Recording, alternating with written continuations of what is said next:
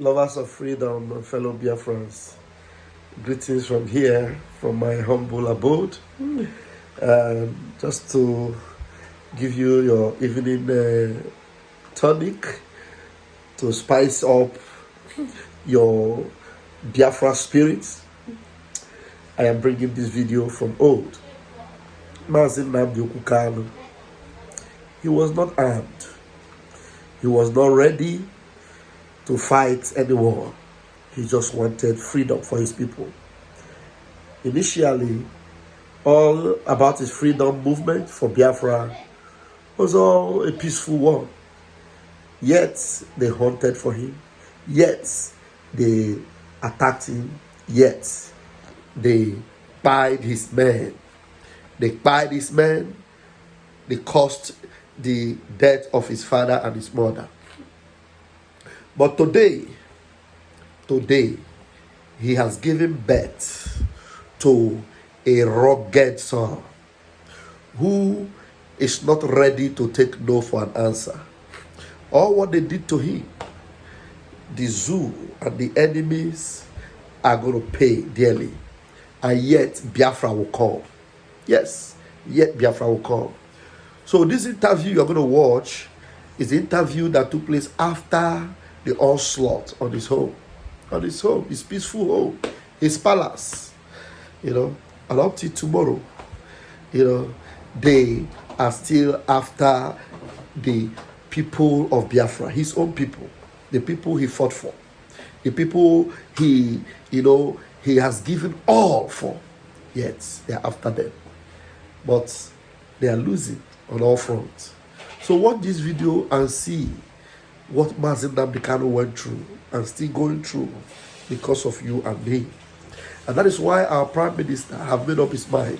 You see, if this man can go this far and this length to get freedom for us, then he deserves any sacrifice we'll make for him. So that is why anybody that refuses to, fall in line with the legacy of Mazi Nnamdi Kanu, you are considered enemy of Biafra and you will be treated as such. My name is Rafael Chamaka Jerry, aka Pastor Van Van Van. Watch this video tonight. Make sure you share it and then understand that Mazi Nnamdi Kanu's legacy is what we maintain and we keep. And the more they delay releasing him, the more nightmare is promised them. It is not a threat, it is a promise. Airborne.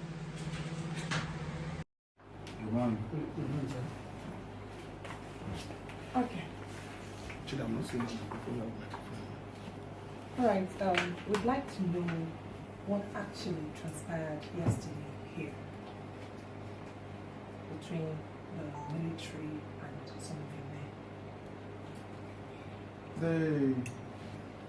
The Nigerian military came to my village to intimidate and to harass innocent civilians who are unarmed.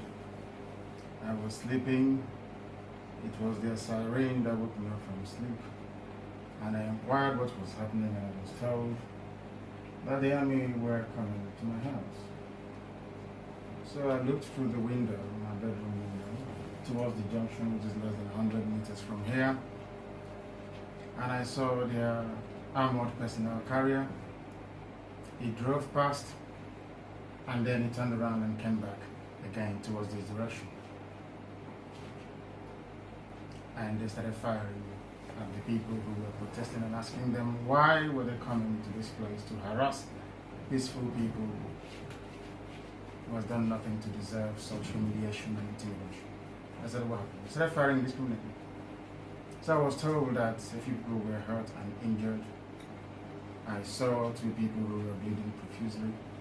I was told there were casualties. And as is their tradition, when they shoot people, they carry their bodies away. So we didn't want them to get at those people. That's why we prevented them from coming here. The intention was to come here to ransack my family home. And we would not have that. That's exactly what happened yesterday. Now, the entire episode was captured on a videotape. And I'm sure that's widely available for people to see and come to the conclusion The one thing that happened for sure was that our people were insistent that they will not enter my father's compound. That was what happened yesterday. So those that were hit by the bullets, where are they now? In a very secure location, after receiving first aid treatment, they are now receiving very serious medical attention. And last night, this same Nigerian military went to FMC, which is the Federal Medical Center, to inquire about them so they can take their bodies away as usual. How many of them, sir? 3 in total that I'm aware of. No lives were lost. I understand that lives were lost. But do you know about the number of persons lost? I know I was told at least 2 people. It was 5 initially, but the rest sustained superficial injuries and bullet wounds. The police told us 3 people are currently receiving treatment at their clinic, that they were only macheted, not shot. Who macheted who? That's exactly what I'm not sure. Ask the police, because they're liars. The Nigerian military and Nigerian police, they have perfected the art of lying. And unfortunately, some of you, men and women in the media, have allowed them to get away with murder. That is why they do what they do, because of the complacency of the media and certain television stations. That is the reason why Nigeria is a dictatorial state. That is why there is no freedom here. That is why people are being pursued into their bedrooms to attack them. You have been here now. Do you see anybody armed? Have you seen any soldiers, as they claim? We have. We are a peaceful people. My father's palace is Omudo's palace. My father is a JP, has been a peacemaker all his life. All I want is freedom. And I have determined that self-determination via referendum is the best way to settle this dispute once and for all. And we are undeterred. Yeah, on the part of the military, actually, it's quite trending through the social media that they went through the FMC road, okay, as this particular incident took place. The axis between FMC and World Bank, but unfortunately, you've been able to tell us that it actually happened right here. What's your part? It happened here. The thing about the Nigerian military, which you men and women of the media must try to counter, come and investigate. Go and ask people. Less than 100 meters from here, the junction right behind me was where all these things are. We stopped them from entering this untarred road. That is why they've not tarred this very road, because my father is an upright man, he's a traditional ruler who will not compromise his principles. They refuse to tar his road. That is why. At the end of this untarred road, at the junction, was where they parked their tanks. I saw them. Go and watch the video. They moved up and they reversed and came back. They turned their tires to come in here. And the young man said no, that they won't come in. That's exactly what happened. And we maintain, and will continue to maintain, that we remain peaceful, determined and very resolute. Nothing is going to stop us. Nigeria is bringing war to us. We are not fighting anybody. It is Buratai and his men that are bringing war to us. They want us to become armed so that the world can say that Nnamdi Kanu is leading a violent armed group, which is not the case. They are provoking us to war. And it's your duty as journalists to make sure that the world understands this. Okay, there was this report that you had a meeting with the Southeastern governors. What was actually the outcome of that particular meeting you had with them? I think my primary concern now is for the family of those that lost their lives and for the people in hospital receiving treatment. When the time comes for that, I will gather you people from the media to brief you as to precisely what we are doing. Thank you. Thank you. Please, I want to ask for permission. Can we? Udogwe kwesịrị ịdị soft, Juventus.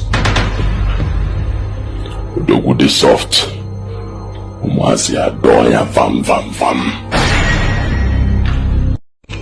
Udogwe kwesịrị ịdị soft, Juventus. Udogwu dị soft, ụmụazị adọ ya vam vam vam. Udogwu kwesịrị ịdị soft, Juventus. Udogwu dị soft, ụmụazị adọ ya vam vam vam. Udogwu kwesịrị ịdị soft, Juventus. Udogwu dị soft, Mazi Adoya vam vam vam. Odogwu ekwesịrị ịdị soft. Juventus. Odogwu dị soft. Mazi Adoya vam vam vam.